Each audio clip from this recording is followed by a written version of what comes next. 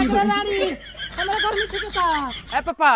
का रे बाग मार दो ओने का लाड़ तक तोरा हम हेने खड़ा बनी तो भैंस दू वाला नइखे मिलत काटा मार के कहीं पटा गइल बा नस में थोड़े देबे के बा भैंस पहनाए वाला सुई मार देबे के बटे भैंस पहना देले तोर माई दूध देले ए सुने तारी का कहतनी जी लिया सुई आ बाल्टी ए छोटको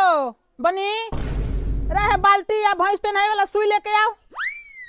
ले रहा पहनाए वाला सुई या मौलिया में तेल बा है बाल्टी ले ए हम सुई मारतनी रौरा दुही बट सुई हम मारतनी ते दूध ना तो भुइया दूध देम हमरा लोकता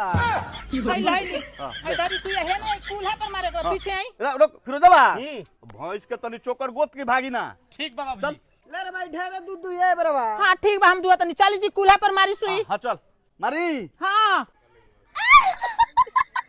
ए बाबूजी ए फिरोज हां बेना लिया का रे हमरा चक्कर आता गर्मी आ अरे सुई ले दुहा करे भाई भैंसिया का करे रानी हमरा गर्मी छुटता अरे बाबूजी का पसीना देखा तोरा का तर पसीना होता रे अरे ऊ बात नहीं करे दादा हां भैंस के पहनावे वाला सुई हमरे के गोब देले बने दादा बस बाप रे बाप हाय कपड़ा खोलो सा रे कहां गेल तो सब छोड़ के हमरा के अब बाग मार दो तू तारा भैंस आदमी नहीं के चिन्हत हो तब माई के सुई मार देले बड़ा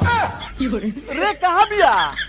केना गई रे ए मर दे हेने बिया तो देखावा से तो तन मेहरारू से हाथ धोतनी हम अरे एकरा के जल्दी देखावा से ना तो हमरे के देखी रे मर जाई तो हमरा गर्मी होता देना बेना हाथ में देह चराता हमर देह फूलता हमरा के घर में ले चलो सन बाल्टी चलो अंदर चलो बाल्टी ले आवा सन हम जानतनी का भइल बा हमरा हमरो के ले चलो